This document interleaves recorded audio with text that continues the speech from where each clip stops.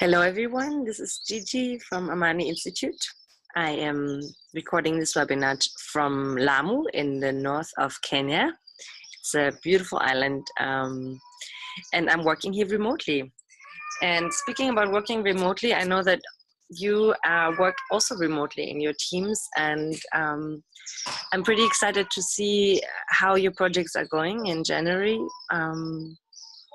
And if you have any questions on how to handle remote work and how to better understand, your strengths in the teams to get your work done, I'm happy to help. But today in this webinar, I'm going to focus a little bit more on the logic model. So in Chile, I did the workshop on understanding, how can you create a model where you understand what is your impact and how do you get there. But also I was looking at how does your leadership affect that, because it's always nice to make a plan and then humans come in between that, and some people sometimes drop off the face of the earth, or they don't get the things done in the time that it was intended to, or other variables that are just, part of improving and growing as a professional. And we won't focus on this today, but please keep in mind that when you're creating this logic model with the team, to keep between each step enough buffer zones to understand that the human element may come in between, but also that between each steps, you want to be able to sort of evaluate whether your assumptions still hold true. So let me share my screen and let's get into it. So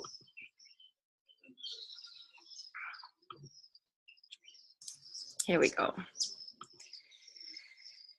So we're going to go directly just as an overview into the logic model and then unpackage it. So a logic model basically describes what are the resources and activities you do to reach a certain impact. And in real life, obviously it goes from activity to outputs to outcomes to impact. But when you build the logic model, you want to work backwards from the impact that you want to see, and then sort of deduct from there what needs to happen, so it becomes a reality. So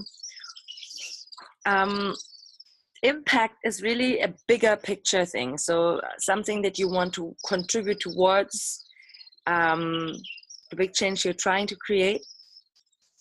And outcomes are different from outputs because they describe the smaller changes that need to happen for this impact to happen.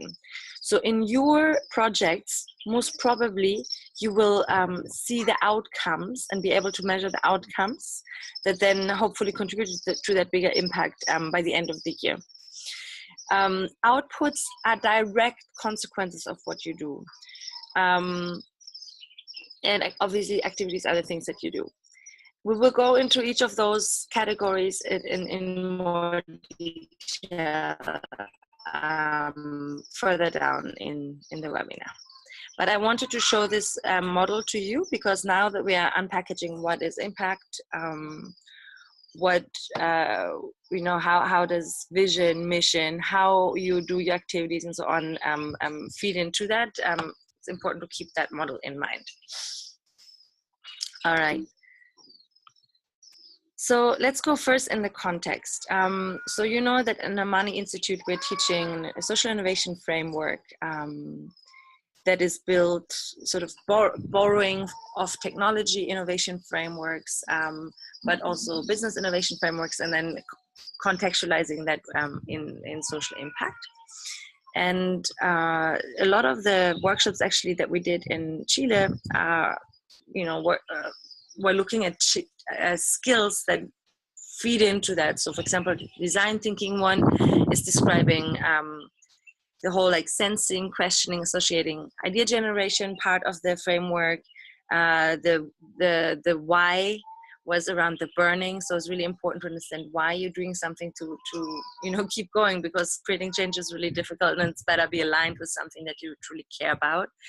And then obviously working in virtual teams was also important in terms of impacting.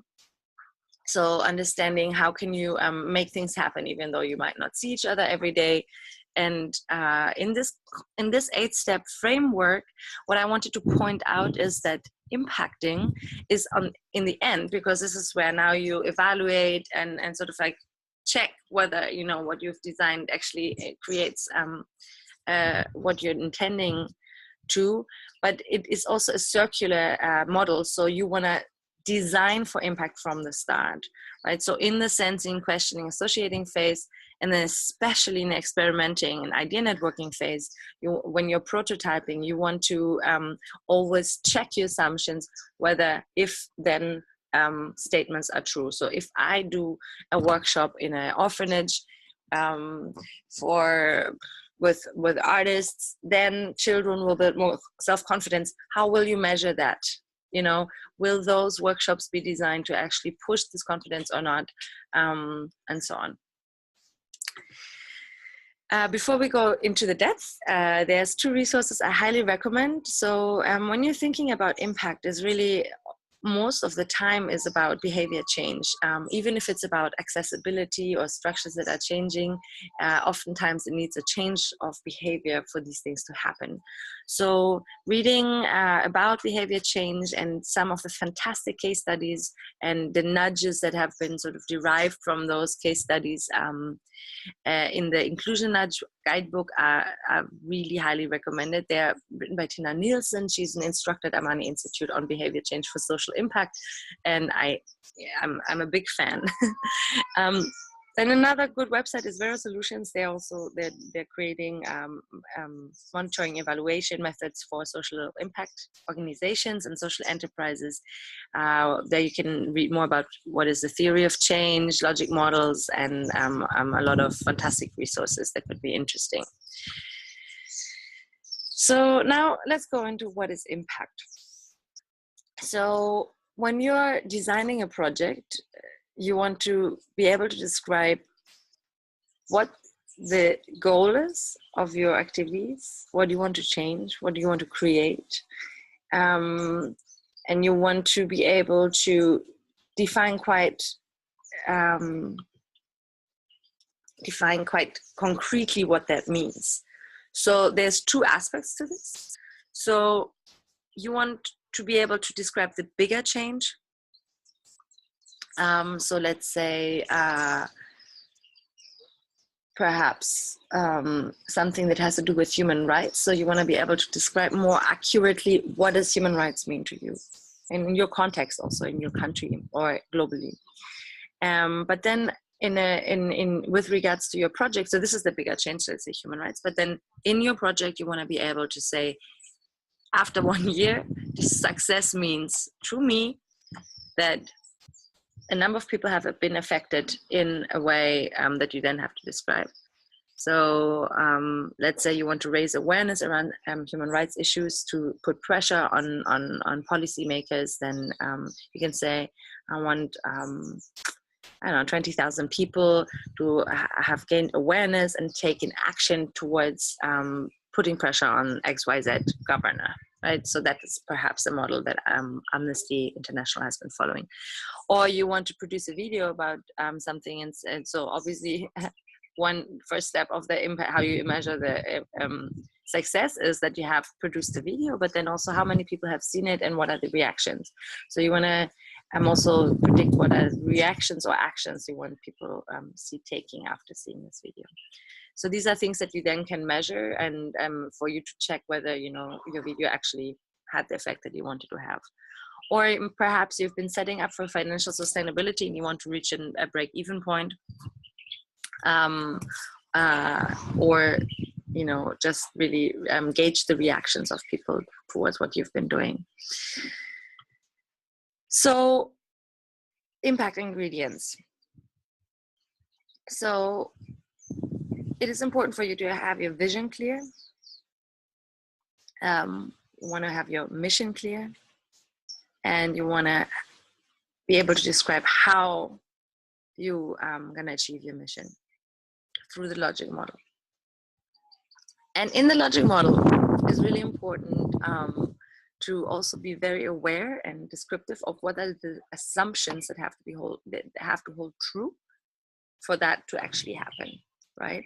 So, for example, an assumption would be if X amount of people write a letter to this governor, he will care enough to make a change in policy towards a certain human rights issue, for example. And if that assumption doesn't hold true, your logic model doesn't hold true anymore. So you can't say, I'm doing this activity to achieve this impact. Then you have to go back and change your activity. So maybe it's not letters that people need to write, but maybe it's a demonstration that has to be put up, or you have to engage other stakeholders like media more and so on, or it has to be a social media storm. Or perhaps someone that is close to the governor needs to have a conversation with them and convince them in a different way, right? So you understand the impact is clear, but then understanding how to really achieve that is the question for you. And as a social change maker, you have to be really humble enough to be able to change the idea that you may have thought is so fantastic and not be too much in love with it, because you want to be able to change it so you can achieve your impact. Indicators, really important for the logic model. So really in each step you want to understand what indicates whether or not you have achieved what you wanted to achieve. So you remember we had the activities, outputs, outcomes, and the impact. So how will you know that you have achieved the outputs or the outcomes, the impact that you were looking for? So in the example of the Amnesty International, again, would be an output would be X amount of people have written this letter, and the governor has received this letter. And the assumption is he would actually see them and not just his secretary. And then an outcome would be that people report a change in how aware they are about human rights issues, also weeks after it happened, and that they care more about it, that they feel more empowered, that they can do something. And also an outcome could be that the governor is actually changing, maybe he's like issuing a statement publicly about that issue, or changing the policy.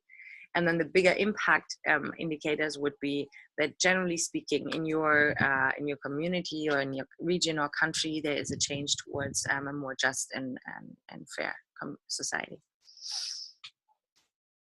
So let's go more into details.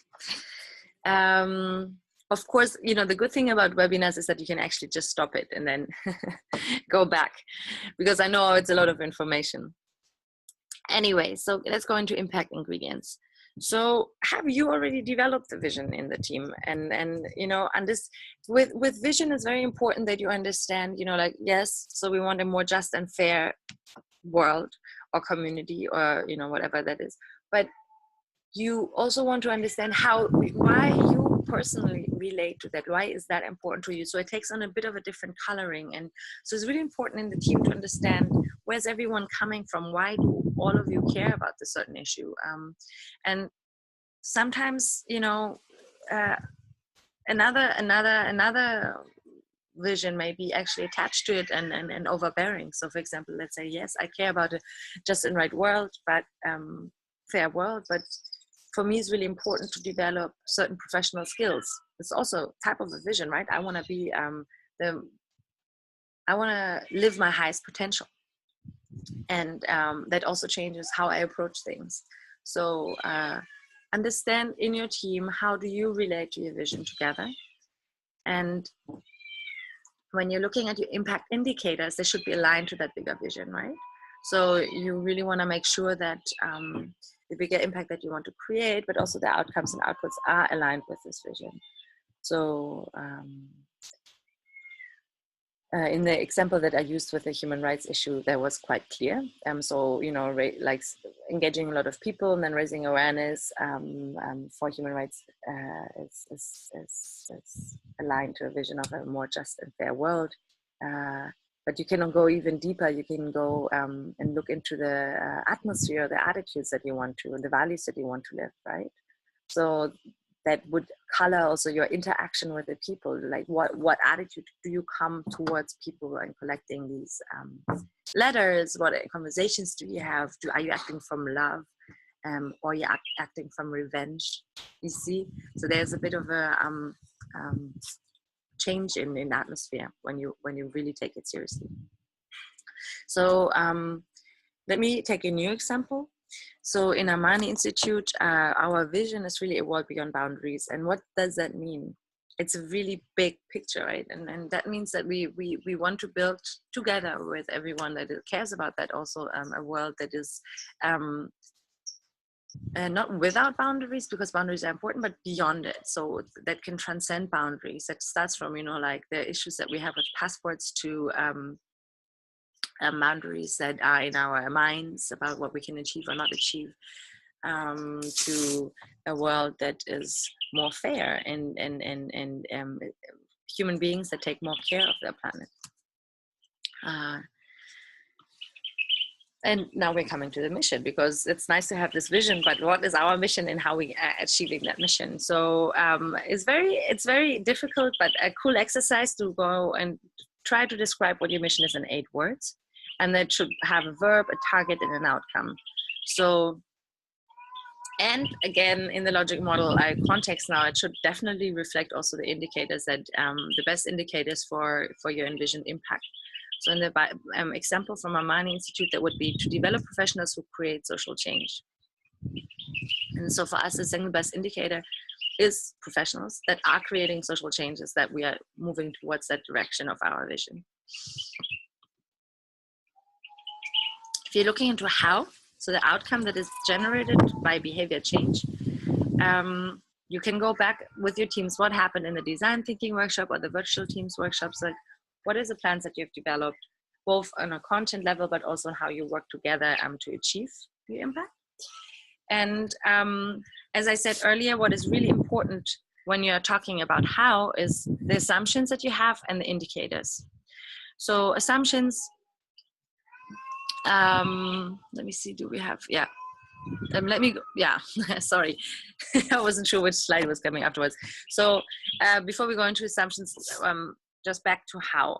So can you describe in one sentence how you're gonna do what you're gonna do? So in the, to keep with the example of Amani, is like we are developing and implementing educational programs that effectively train and prepare professionals to create sustainable positive change.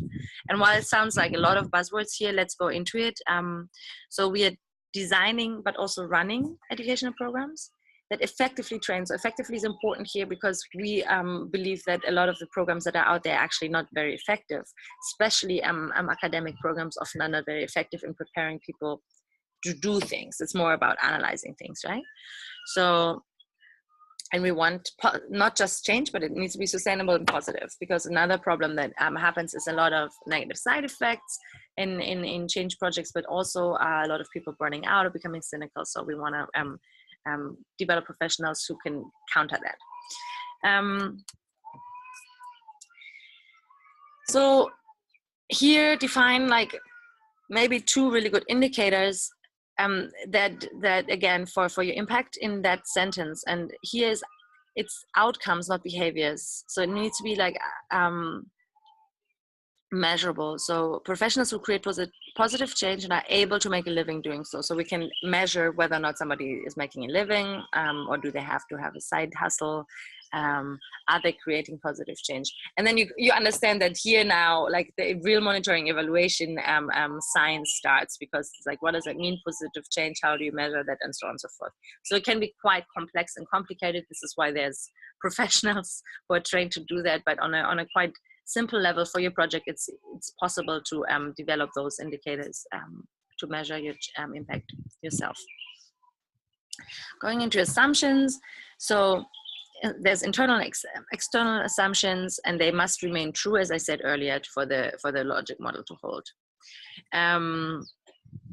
So internal assumption is things that you can influence. Is the team capable and willing to do the work, for example?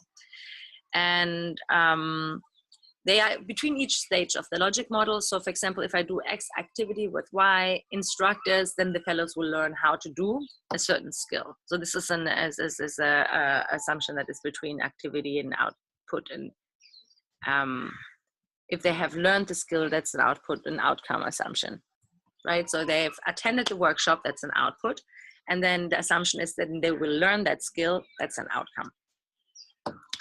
So assumptions can also relate to the context and environment. So that means there's external things that you can't influence so much. In our example, that was like there were elections in Kenya and we couldn't influence that there's elections or not elections, but we were worried that there was going to be violence and then that would affect the numbers of our applications. And you have to check, you know, is the context of your project still giving you the things that you need for it to happen? And assumptions that don't always have to be obvious. For example, an not very obvious assumption in our case would be that we expect that our fellows are mentally stable, so they will be able to handle the intensity of the immersion phase. And I wrote this because it turned out actually that the assumption was not true, and that we had to develop structures to be able to also support people that needed a bit of a different support to handle that intensity. All right, and so indicators. Again, indicators are on the roadmap telling you that you've arrived. And they signal changes, so they are not direct measurements of change. They're just, you can then measure them, but they're not, it's quite difficult to measure the entire change, right? So you want to have like those milestones that you can say, oh, this is an indicator that that change happened. And they need to be smart, specific, measurable, achievable, relevant, and time-bound. And especially in your case, it's very important that they're time-bound because you have this year to work and understand whether you're getting the right direction or not.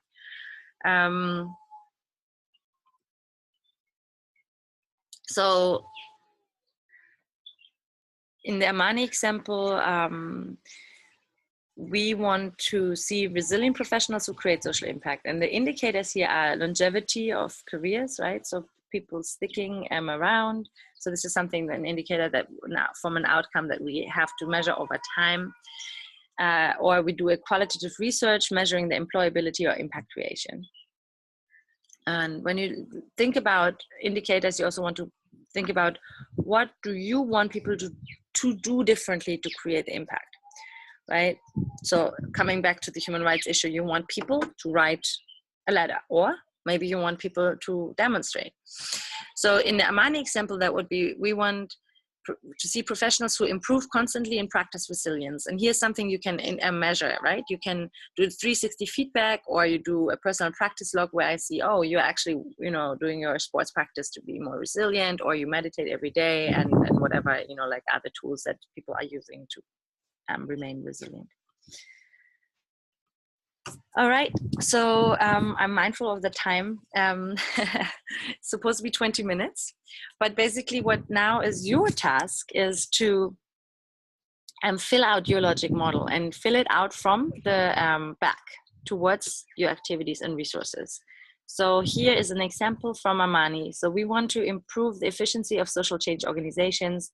We want to see graduates that are better equipped to then help organizations to deepen the impact for the big change we want to see, which is the world beyond boundaries. And the outcomes we think contribute to that impact is a percentage of people that have social change jobs, or a percentage of entrepreneurs that come through our program that have an improved capacity.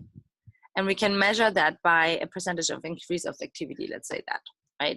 You understand that there's more levels of indicators that have to be measured in the real Amani logic model. But this is just an example of one strand of activities.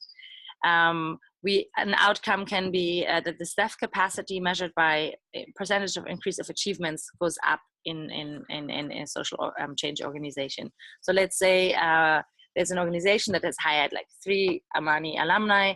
We hope that this will contribute actually to an improvement of their work. Or we say Amani alumni are people that know how to handle challenging team dynamics and are focused on the bigger impact and grounded in their work, and they help to improve the staff morale. That then helps the organization to get better.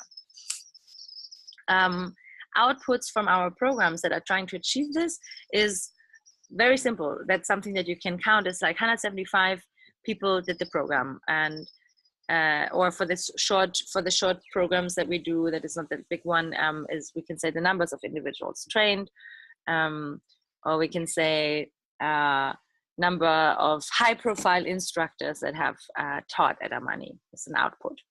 Whether or not that leads to the outcome that people find jobs in these in the social change sector, or that actually improves the capacity, is an assumption.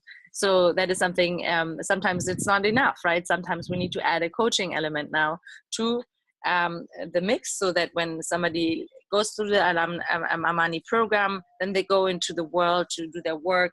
They need another type of support, and just the instructor and the program, the output level here wasn't enough. Then we have to add another output, which is X amount of alumni have taken a coaching class, and that will then enable to put into practice all the things that they've learned. You see? Activities is very easy, like the training individuals along program or in short courses. It's like one part of what Amani does. We do also curriculum development and working with universities and UNICEF and Oxfam and so on. But like for the individual level, that's the activity we have. And then you can add another column, which is looking at the resources, right? So what are the resources you need for your activities? And I think for your project, it is quite relevant. So you look at, do you need an office? Do you need instructors? Like, is the team there to make those activities happen? I hope that was clear. So let me actually recap this. So if you look at the logic model, in reality, how it works is we want to do activities. We're finding the resources to do them. Then we're doing the activities, and the output of it is something that is directly measurable, and you should measure it. Like so you don't stumble when people ask you how many people did your workshop or whatever, or participated in your campaign. But those outputs have to be tested against the assumptions you have, whether or not they lead to this outcome, right? So in the example that I used just now is like that we realized that. So we did the program, we had a fantastic input, and then and a fantastic output. So we had a great number of people, but we realized that in the transition phase, actually they need one more element to be able to really like practice what they learned. Even though they already practiced during the program, but then afterwards there was like another way of, like that they needed like mentorship or coaching. And we added that element that then to really see those outcomes. And another more long-term, because in education you have a more long-term incubation time to see really the impact that you want to create, is that over time to measure that those outcomes, right, improve capacity in organizations or in individuals to create social change, is actually leading to a world that is more fair and just, that is actually leading to a more efficient organization. This is something that is an assumption that is between outcomes and impact that we have to test and measure. And if the test doesn't hold true, you go back, because you still want to achieve that impact, you go back and see what other outcomes would lead to that, what other outputs need to happen for that to be true. All right, so I'm a little bit over my time, but just as a reminder, when you've done the logic model, there is obstacles, again, as I mentioned earlier, that in the team can come up. So here's another logic model where you can fill in what is the preparation that you need to do for the activities, and then think about where in your team are you right now. Are you in the storming phase? Is somebody terrible with deadlines? And so on and so forth. And then as a leader, you have to see how do you address these issues so you can actually make things happen, right? And you want to have this reflective loop where you test your assumptions constantly, and also check whether your internal assumptions are true. The internal assumption would be it's a perfectly working team, or the internet works at all time, right? So you need to check that out. And I always want to counter that with something positive, because looking at just the things that don't work to make your logic model happen is actually quite damaging. So you want to look at also what is the motivation that we have within the team to make it happen. So to reel everyone back to focus on that. So why would it make sense for me to put extra effort into this to work out? as a professional, as a young, growing professional that wants to create change. So if you have questions, I'm happy to brainstorm. You can write me directly on my email or find me on Facebook at Geraldine.Hepp. And I'm looking forward to hearing your questions in January.